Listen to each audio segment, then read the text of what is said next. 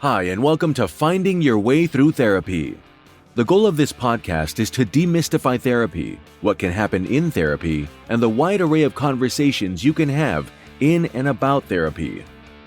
Through personal experiences, guests will talk about therapy, their experiences with it, and how psychology and therapy are present in many places in their lives. With lots of authenticity and a touch of humor, here is your host, Steve Bisson. Thank you, and welcome to episode 106. If you haven't listened to episode 105 yet, it's a review of the whole season, which actually was longer because of the week of the 100th episode with 5 different episodes that week. So I hope you go and listen to that and figure out which one you missed, which ones you want to go back to. But for 106, it will be the most downloaded episode, and it's going to sound like I'm sucking up to someone. But the most downloaded episode was the person who recruited me to the Psychcraft Network, the creator of Psychcraft Network, which is Gordon Brewer. Gordon is someone who has this podcast, The Practice of Therapy. He also has a group practice. He also does a ton of different things, and his interview is just amazing. So, Gordon, I promise this was not planned. You were the most downloaded episode, so I hope you enjoy. Well, hi, everyone, and welcome to episode 98 of Finding Your Way Through Therapy. I'm so excited to have someone that I was connected with a former guest of mine and a friend, Lisa Mustard. And Gordon's someone that I got the privilege to be on his podcast not too long ago. And there's so many great opportunities that Gordon and I discussed, and we're going to definitely talk about it during this broadcast. But I also really, really appreciate Gordon as a human being because I've heard his stuff, obviously, before this, but you guys don't know. And I'm going to ask some of those questions. But I just like Gordon's story in general. He offers a slew of services, but it's hard to find a genuine human being sometimes. And just being a human, we're always human doing, and he's a human being. And so I want to introduce someone I consider, a friend at this point, Gordon Brewer. Gordon, welcome to Finding Your Way Through Therapy. Thanks, Steve. It's my pleasure to be here. I've been looking forward to this. I can't tell you how excited I was to be on your podcast, and now you're on mine. And I feel like we've got to know each other for the last 2 or 3 months, but maybe my audience doesn't know who you are. So how about you introduce yourself?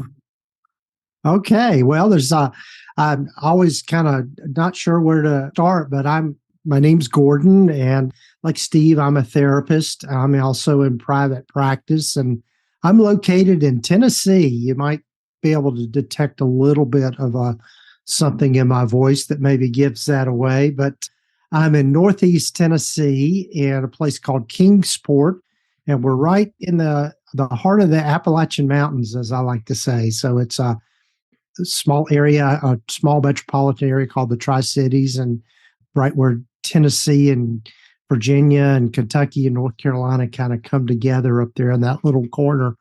I've been a therapist. I'm actually a licensed marriage and family therapist, been in this field for probably, let's see, golly, it just now dawned on me, at least 22 years. So it's been doing it a while, but I grew up in North Carolina. As I mentioned, I'm in private practice. I have a practice called Kingsport Counseling Associates.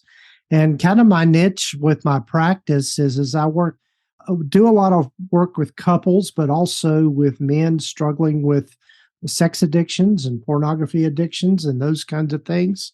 And so that's a big part of what I do. And then also, as Steve mentioned, I have a podcast. I've actually got 2 podcasts now. One is called The Practice of Therapy, and it's really geared more towards therapists and helping them navigate kind of the business side of running a practice and all of those kinds of things. And then my most recent podcast started last year is called the Kindness and Compassion Podcast. And really that podcast is about exploring the intersection of psychology, spirituality, religion, and those kinds of things, and how we can live into more kindness and compassion in our lives. And really, my whole goal with that podcast was to help us kind of navigate moving away from all of the polarization we're all sensing and feeling in the world here lately. So that was my purpose in starting that, and that's an ongoing project for me. So, well, yeah. I haven't listened to the second one as much as I should, so I'll say that honestly. But I also have listened to your podcast for a while, really enjoy it, and obviously gives a lot to therapists. But I also would argue with my audience that I think a non-therapist can get some stuff out of that because I've heard many people say their stories. Havel, who was on the show last episode, is someone that was also on Gordon's podcast. And you don't need to be a therapist to truly hear the compassion and a true story, as you probably have heard from mine anyway. But just wanted to mention that too, because I think it's not exclusively therapists, probably more geared towards therapists, but nonetheless wanted to give you that you have a broad stroke in regards to your reach. Right. Thanks. I also love the fact that you work with addiction, especially behavioral addiction. And I know that sometimes can be a controversial subject. I do believe there is such a thing personally. I think that I've come from a school of, and you can give me your feedback on that. I think we're all addicted to something. Some of it is healthy, some of it is not so healthy. But as any addiction, when it goes beyond health, that's when the problem lies. What are your thoughts about addiction in general, not only about behavioral, but just in general? Yeah, so it's a great question, Steve, in that in working with the clients that I work with, I always tell them that I don't really have a way to measure if somebody's addicted to something or not. I think that's something each person has to determine for themselves. But what you can see is that if there's a pattern of being involved in any behavior that interferes in their life in such a way that it's disruptive to their relationships, to their work, to their life, and that sort of thing, it's probably something to look at. Also, if it's something that becomes a preoccupation where somebody is constantly thinking about how are they going to get the next hit, next high, or whatever you want to call it with those behaviors, it's probably something to look at and something you probably need to explore. As I like to say, if it looks like a duck, walks like a duck, quacks like a duck, it's probably a duck. And so most of us have known people in our lives that have been addicted in different ways, whether it's alcohol, drugs, gambling. Sex addiction is one that has become, I guess, in more recent years, more people are becoming aware of it. And particularly with the advent of high-speed internet, and I'm dating myself because I realize there are probably listeners out there that's always been a thing. But when that came into being, our access to things like pornography, to gambling, I would say, and any of those kinds of behavioral kind of addictions are much easier to get your hands on. And so it makes it much more of a problem for people. Dating yourself would be calling it 2400 baud or something like that. That would be really dating yourself. But if we're talking about high-speed internet or DSL, I think we're still a little on this side versus the old school. Yeah, right. Right. Yeah, well, I do think that that's a good point. I like how you said it's our own measure that we got to think about, not what other people say. And I certainly see that in a whole lot of people. And you do seem very passionate about your therapy. I think you have a lot of stuff you're passionate about. I think that when you talked about how do I introduce myself, I have the same issue sometimes. But let's start about the basics, because I think I go back to what started you in all this is being in therapy. So how did you become a therapist? Was the process of becoming a therapist for you? Yeah, so that's a great question. When I think about my story, I grew up in a home where my dad was a pastor. And so my whole life kind of centered around, in my formative years, around going to church and being with all of that sort of thing. But something along the way, I always had this kind of tug to want to help people. And it was probably reinforced in that when I was helpful at home or was the good boy, so to speak, that got reinforced in some way. But when I was growing up, I'd always wanted to be a doctor because I thought that was how I could get what I needed in life. But when I got into college and started down that path, chemistry kicked my butt. And so I didn't do well in chemistry. And in order to be a doctor, that's something that you need to be able to do well. And so I kind of pivoted. And what I think what caused me to pivot is there was, there again, I'm dating myself. There was a movie that came out in the early 80s called Ordinary People. And it had Donald Sutherland and Mary Tyler Moore and Timothy Hutton was in it, and Right. Elizabeth McGovern. The people that, she was very young then, but the premise of the story was a family that had been affected by the death of one of their children. And Conrad, played by Timothy Hutton, was struggling with a lot of depression and had a suicide attempt and that sort of thing. And there was a scene in there where the psychiatrist, played by Judd Hirsch, had kind of a breakthrough moment with him in a therapy session. He was going through a crisis, that sort of thing. If you haven't seen the movie, I could recommend it because it's a great case study on just family dynamics. And of course, you've got to take it in the context of the culture of that time, which has changed a great deal. There was a lot more mental health stigma and that sort of thing then than there is now. But anyway, it was watching that scene I can remember sitting in the theater and watching that and seeing that breakthrough moment with Judd Hirsch and Timothy Hutton. And I was thinking, oh, that's really cool. I'd love to do that. And so that was over a Christmas break. And I went back to college and I changed my major from pre-med to psychology. And so that got my interest going into this whole field. And getting back to your question, though, Steve, around therapy is that I had gone through some struggles during college, and there was a college professor I did some therapy with. He was one of our psychology professors and that sort of thing. And it really kind of inspired me. Okay, he's getting me to think about things in a different way or beginning to see myself in a different way. And so that's really what kind of latched me on to following this field. Plus, I think as you probably experienced, Steve, and talking with other therapists, I think the reason most of us get into this field is because we're working on our own issues, and we've had a measure of success with that, and then just really feel compelled to help others with the same kinds of issues. I think I've shared this before in the podcast, but I think it's relevant to share again. I remember one of my first classes, I went to McGill University, and it was a huge auditorium. There was about 1,100 of us, not even a joke. And the professor in front says, "How many of you are here to better yourself and learn about your own psychology?"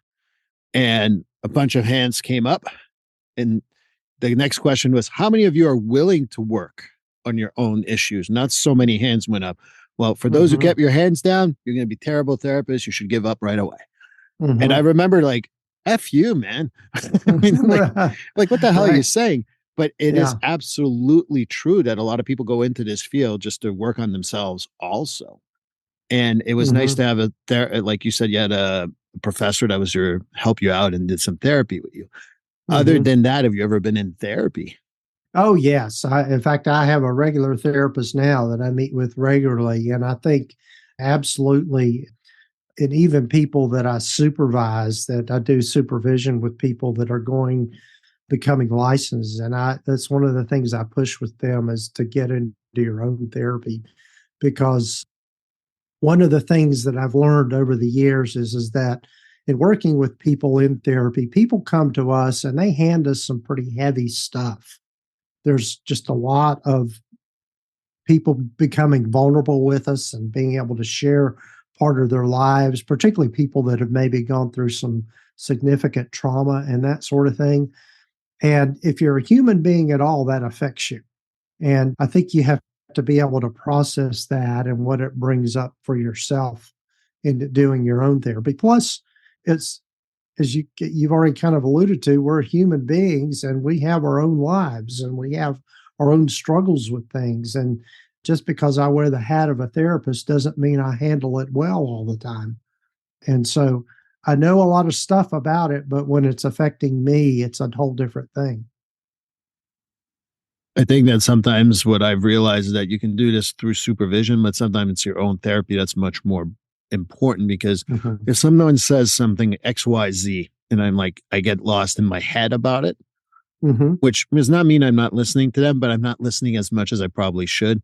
I'm like, all right, gotta bring that up to Joe because Joe's going to Mm-hmm. help me because Joe's going to be like, Mm-hmm. oh yeah, that's because of XYZ or Mm-hmm. whatever. I think that Mm-hmm. it's important I remember the psychoanalytic version is that you had to be in therapy in order to become a psychoanalytic therapist. Mm-hmm. I truly believe all therapists or all people who work in this field, and I mean counselors, social workers, coaches, frankly, I Mm-hmm. think we all need to be in therapy to just process some of the stuff we hear. Right. Right. Yeah. It's absolutely, and I think there's this phenomenon called vicarious trauma that people experience, and I've worked with a lot of military veterans, and they tell us some horrific stories of what they were having to do and things that were going on. And so that's tough stuff to hear and to process. And so I think you have to be able to process it and unpack it. And the way I like to think of therapy is you take what you're experiencing in your internal world and you try to put words to it and put it on the outside. When you do that, especially with the help of someone else, you're able to see it in a different light. It doesn't necessarily change what has happened to you, but how you experience what has happened to you begins to change. And so I think that's kind of how therapy works, is that we have a different understanding of our own story. I agree. I think that the other part that is very important in therapy, in my opinion, is you talked about the mind, body, spirit. I Mm-hmm. think while I'm not putting down any other medical professions, I think we're one of the few who actually think about all three and integrating that. And that could be freaking exhausting. I don't know about what you Mm-hmm. feel, but I think that that's a Oh, part of yeah. it too. Yeah. Yeah. I, Most of the days when I've had a full caseload of clients, although I've quite way back here in recent years, but I'll go home, I'm pretty exhausted, and being able to be present with people and to be able to talk with them about the things that are weighing heavy on them and being able to kind of help them kind of look at all the different pieces of it. I think about therapy as I tell my clients as well. Our lives are kind of like an onion. We've got different layers to it. And when you start peeling back the layers, the more you get towards the core, sometimes those are the harder things to deal with. and I also think that you need, like I go back, I think I'm going to say this to every podcast now. One of my favorite sayings is you can't solve a problem that was created by the same mind. And Mm-hmm. that's not my Mm-hmm. saying, it was someone else's, but I always think about that. So like if you have a problem and you're trying to solve it and it's a problem that you may have created in your own head, how are you going to solve it on Right. your own? Right. Right. You need Very, someone very else's true. point of view. Uh-huh. Very Uh, true. Very true. Yeah. and I think that leads to the life lessons we learn as a therapist. I think we started talking about that, but I like Mm-hmm. to hear more about your life lessons that you learned as a therapist besides vicarious trauma, among other things. Oh, yeah. So I think one of well, a couple of things that come to mind when I think about this question. One is teaching ourselves how to be more in the present. Now, that seems kind of cliche, maybe, to say that, but one of the things that happens, I think, is that we can tend to be either preoccupied with the future or preoccupied with the past.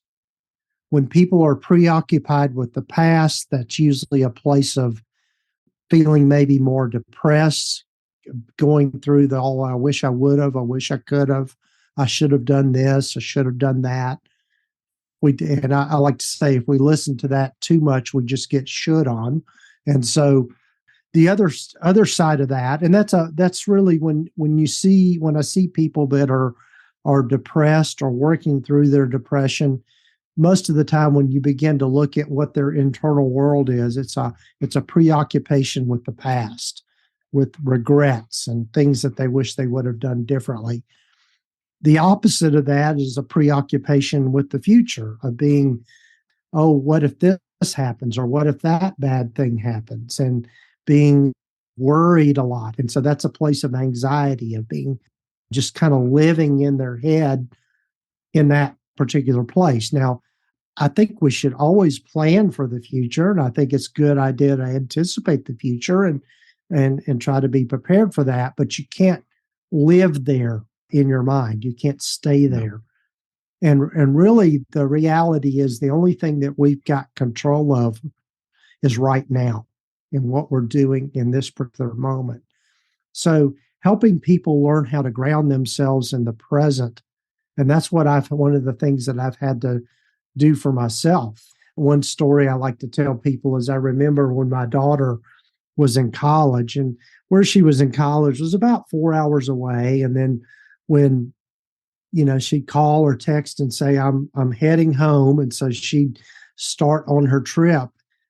I would visually in my head start imagining where she was driving and the traffic and all that sort of thing. And then it would blow up to, oh, she's been in a car accident and this terrible thing has happened. And the next thing I'm in my head just thinking about a funeral and all this kind of crazy stuff that just snowballed into this big thing because I was worried about something that could happen or might happen or all of that sort of thing. And so what dawned on me one day, okay, Gordon, you got to practice what you preach. You've got to get in the present moment and shift your thoughts and look at what you're just dealing with in front of you. It's not that I'm still not concerned about my daughter's trip home and all of that sort of thing, but I have no control over that. And so I think one of the things that I've learned is not to spend too much time on things that are totally out of our control. I can't control what's happened in the past. I can learn from that, and I can get a lot of life lessons out of things that I've done and mistakes that I've made and all of those kinds of things from the past and learn from that. But really the only thing that I have control over is the present. And so I think it's a wonderful concept. It's easier said than done, but I think the more we can, and I think it takes practice. I think we have to practice learning how to ground ourselves, learning how to be mindful, being able to be aware and self-aware. It takes time. Yeah.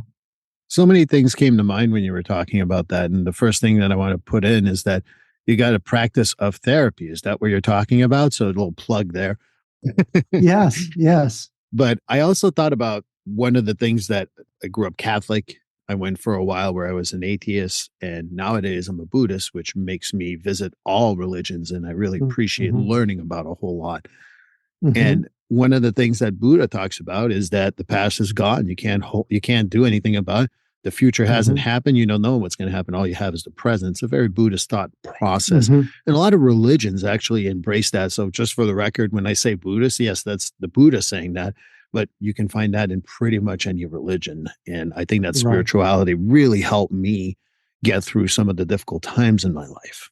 Right. And so that's a great segue into this kind of other thought that I had when you were talking about what I've learned from my own work as a therapist and also just being in therapy. And that is the importance of finding meaning in your life.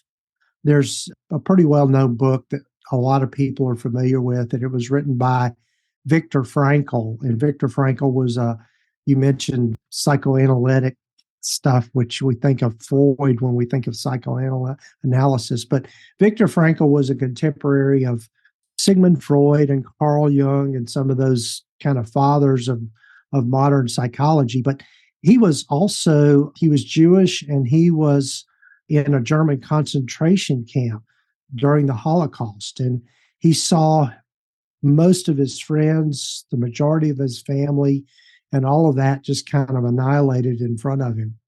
But he came out of that really as a whole person and really created that. And that's where he got the title of the book, Man's Search for Meaning. How do you take something that's so senseless and then still find meaning in your life? And so he goes into that. And so one of his quotes that I like, and I'm going to paraphrase this, not to get it exactly, but he said that if we don't have meaning in our lives, we will substitute pleasure.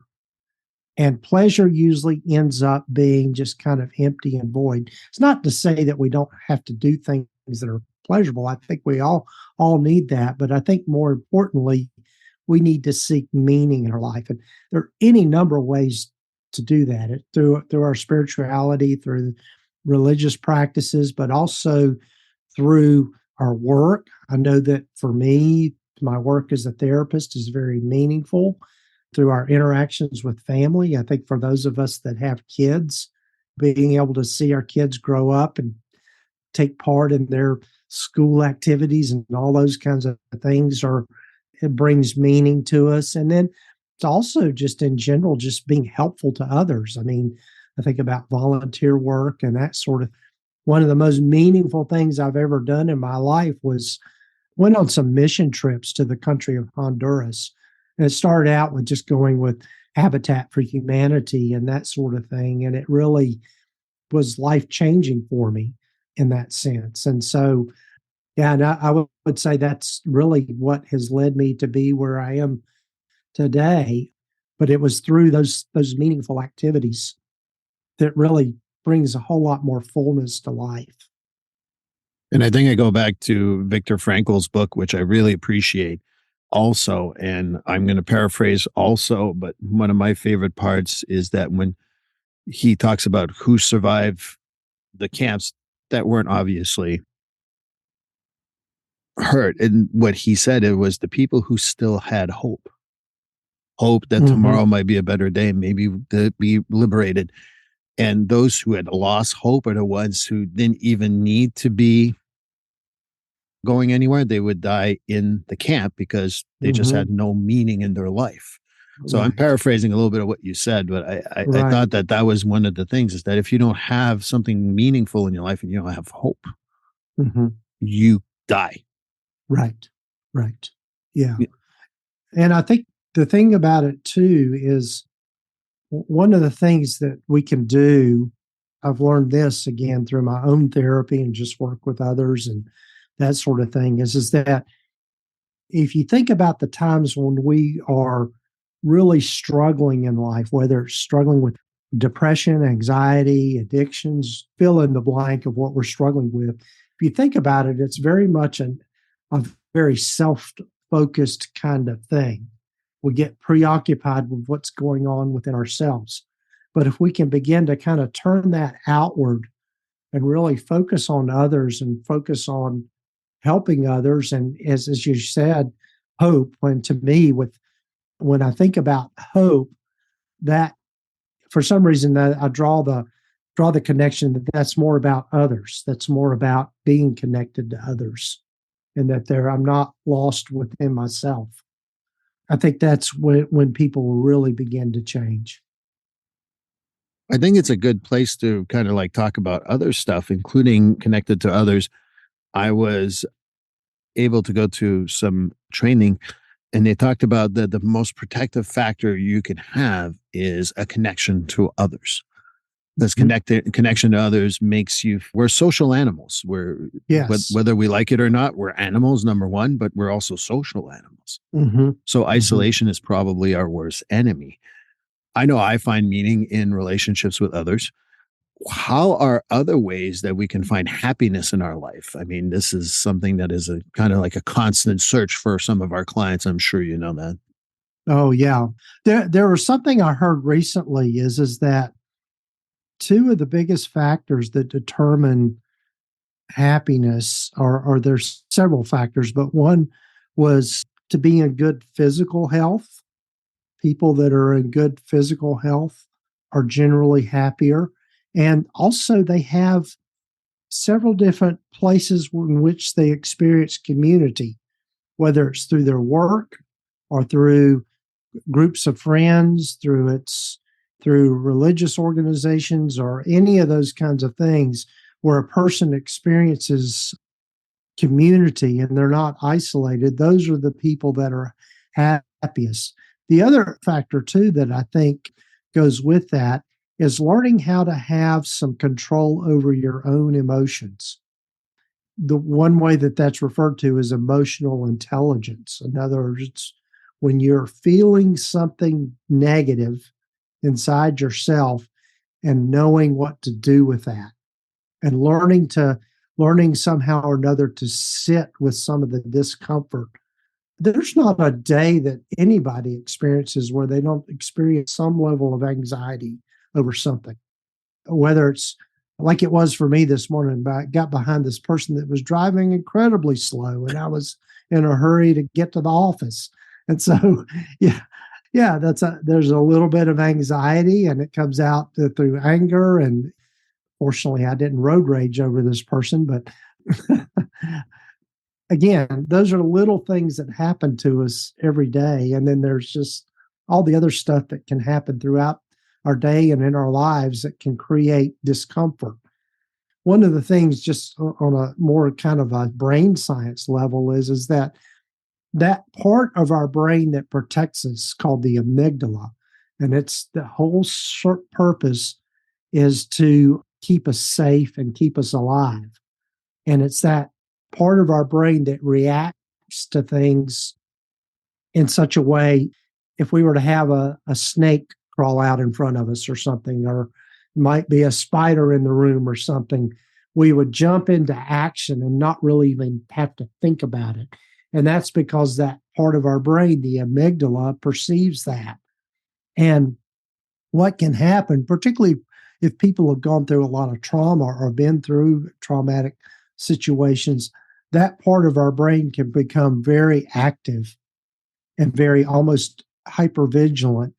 And so part of being happy is learning how to override that, because a lot of times there are situations in our life that are not dangerous, but they're just difficult. But that amygdala, that part of our brain that's there to keep us alive, can't distinguish between the two. And it also doesn't respond to language in any particular way. And so you have to learn to kind of override that. So I didn't mean to get too far off on a tangent there around brain science, but I think the more we can become aware of that, the more we can be mindful of those kinds of things, it creates the path for greater happiness, I think. Well, let's start off with a simple one. I can talk about neurological processes forever. And I think that it's important for people to understand brain chemistry. So I don't think you went on a different path. I think it's a path that most people have to understand. I explained a little bit of most of our reactions come from the midbrain. You talked about the amygdala. There's a lot of a midbrain reaction that we have. And I tell people it's creating a road that goes to the higher functioning brain, the frontal cortex and the cortex in general. And that takes time. I tell people you got to start off. It's like a road. I always give that analogy to roads. So you start off with some gravel, and then maybe you pound it down, put some sand, maybe get some concrete, put some cement over it. Maybe it's only one lane, maybe it's a little bigger. But in time, as you work on it, it becomes a 6-lane superhighway. And people are like, oh, that's great. I said, but just remember, a superhighway is not maintained just by being 6 lanes. You got to go in there, you got to work on it. If there's a pothole, you got to go after the pothole. And if you really think about brain science, and believe me, we can talk about this anytime you want, Gordon. Okay, yeah. But I think it's the part of psychology that people have to understand. It's like, it's our brains that are like that. We're not afraid of the saber-toothed tiger anymore.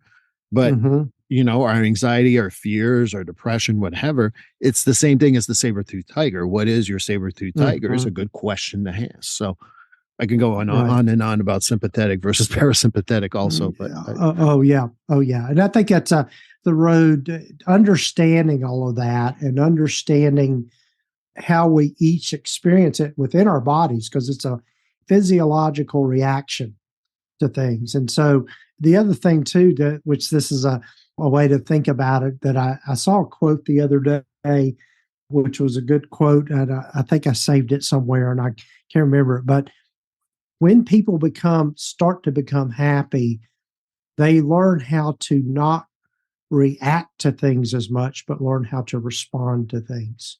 Because guess what? We're all going to be handed stuff that's going to be difficult, whether it's some jerk on the road or whatever it might be. Those things we're going to be handed those things throughout our life. And so the difference is not to just react to that, which usually gets us in trouble, but to learn how to respond, how to slow things down, how to learn, like you said, learn how to have better control of that midbrain, which takes practice. It's not something we can just flip a switch and do. It just takes time to be able to do those things. And our midbrain made us survive all these years. Oh, yeah. Oh, yeah. You know, I tell people that if you try to shut down your midbrain, you're basically going to die. We need it. Right. Right. Absolutely. So, and I agree with you. I think that we've changed the way we deal with stuff and acknowledging the emotions. I think, when you talk about finding happiness is that, I give this as an example. I'm happy to see you, Gordon. You know that. But, there's also like a little nervousness. I want to make sure that it's a good interview. People are going to pay attention to it. And there's a fear that maybe I'll get off topic or you'll be off topic and we're not going to get to what. So there's three emotions for what started off as happiness. And they're all valid. It's just making sure that you also gravitate towards the one that's going to be much more successful for you. It's easy to go down the road of fear. It's an easy way to go down the road of anger. It's a lot harder to get out of that road and try to find which one is going to be most successful for you. Right. Yeah. As you said earlier, we're all human beings and we're all going to make mistakes and we're going to maybe come out looking not so great all the time. But the truth of the matter is we can recover that through that. And I think the other thing too is, so speaking of a key to happiness, is finding those people in your life that you can be truly vulnerable with is another key there, because we all have things within ourselves that we're afraid of, that we're maybe ashamed of. Also, those things that bring us joy, those things that bring us happiness, all of those things are things that we need to be able to share with people in a deeper way. And when people can begin to do that, that's where, in my mind, where healing occurs and where we really can find peace, contentment, and happiness in life. I don't know about you, Gordon, but do you know anyone who made it on their own completely? No, I do not. We have to have others. I mean, it's how we're created. We're created, as you said earlier, we're created as social beings. We're social creatures, and we have to have others. And to think that you can absolutely do it by yourself is crazy. That's not a very good mental health term, but it's just, you got to have others. Well, I once believed I can do it on my own, and my therapist was a lot worse than crazy. He said even worse. And I respected him tremendously. I don't think I get stuck on semantics per se. I just think it's important for people to understand sometimes the spirit of words versus the literal meaning of words. And I think crazy fits really perfectly here. Yeah. If you get too hung up on semantics, I think you're making yourself anxious. You're making yourself depressed. And I think that if you need clarification, ask it. And sometimes people do mean it in a derogatory term. But I think the key to happiness is if someone says, "Oh, that's crazy," and you personalize that, maybe before you personalize it, "Hey, Gordon, did you mean I was crazy?" And learning to be happy with like asking for clarifications if you're not sure what the person means. Right. Yeah, so, absolutely. I think that's part of it. Is there any other part of finding happiness in our lives that you think is very important for people to know? Well, I think I pretty well covered it. I can remember. Let me tell a little quick story here that is maybe gets to kind of when it really kind of clicked for me. One thing that we have to look at is people's development. I'm going to say I'm an old fart now because I'm past the age of 50, but I remember in my mid 40s being with a group of friends, and we were just had gotten together, two families. Our kids were still kind of little, and we were sitting around in their living room. One of my friends is a great musician. He had his guitar and he was singing, and we were just cutting up, and the kids had like their little school instruments and stuff. And we were just cutting up and laughing and singing, and just, it was a great time. And I could remember during that moment just becoming filled with emotion of just thinking, okay, it doesn't get any better than this. Something that simple of just really recognizing, okay, I'm in this moment. We're happy. There's a lot of joy here, all of that sort of thing. And it just dawned on me, this is it. Whatever else I pursue in life, nothing's going to get any better than this simple little thing of finding joy in these simple things. And so I think that's one of the things that I'll want to share with people is find the little things that you can find joy in, because there's pursuing or living in the FOMO zone or fear of missing out zone that can just tear you apart in the long run. The other part, I remember seeing this recently too, is that, there are moments of joy, so your moments of happiness. They don't involve usually a camera. They don't usually involve a selfie. It's just being in the moment. That's the stuff that you want to relive and relive. And I remind people of that, because even if they go to social media and they say, well, Johnny's looking like he's having a good time or Jane's having a good time, that's at best 15-second clip of their 24 hours, if that. And learning to be okay with just like, I'd rather be with my friends and my best friends in the world that I've had for 35 years. I cannot recall the last time we took a picture together. But I do remember the good times we had talking on the phone 2 weeks ago, or spending time together around Christmas. But there's no pictures of that. It's just being in the moment. And I think I remind people that when you only have the moment, it's a true joy and happiness, because you're not worrying about who will know about it. You won't know about all that. Right. Totally agree. Yeah.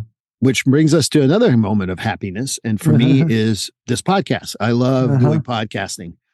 And I think that I want to be able to I don't think I've mentioned it anywhere until now. And I think maybe if people are caught it, I put on maybe 1 or 2 social media posts and they're going to see it on my logo. But I'm very proud to say that you invited me and I gladly accepted to be part of the Psychcraft Network. Yes.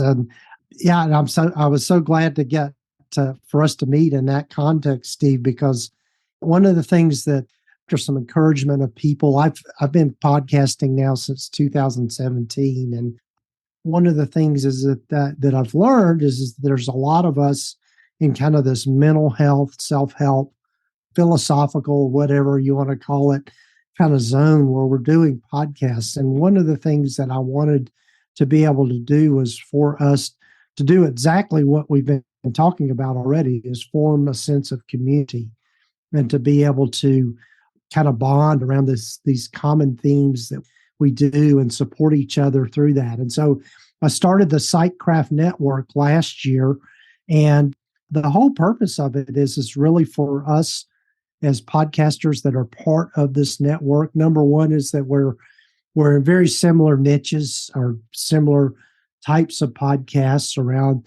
psychology, self-help, mental health, even entrepreneurial kinds of things are all within this kind of genre. And to be there for us to, number one, have community, but also to be able to cross-promote, support each other, and I'll say, is to be able to make our podcasting more profitable in a sense, because it takes time and money to put these together and to be able to make it worthwhile for ourselves, creating maybe to some degree a career out of it.